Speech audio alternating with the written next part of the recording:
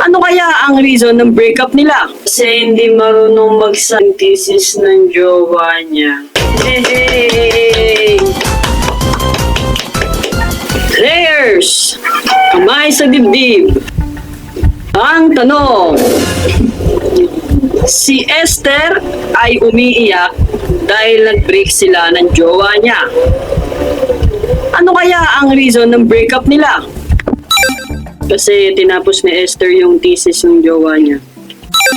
Kasi tinawagan ni Esther yung jowa niyang naglalaro ng ML. Ay, kasi hindi marunong magsaing yan si Esther.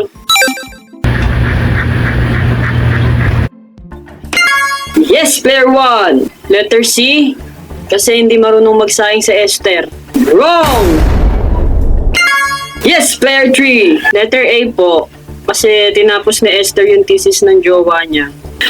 May tama ka! That's so sad. Bigyan ng vacuum yan!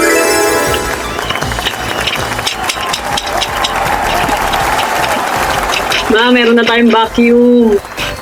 Next question, next question, next question, next question. Ang tanong, ano ang number 1 reason bakit ka nalilate ng gising?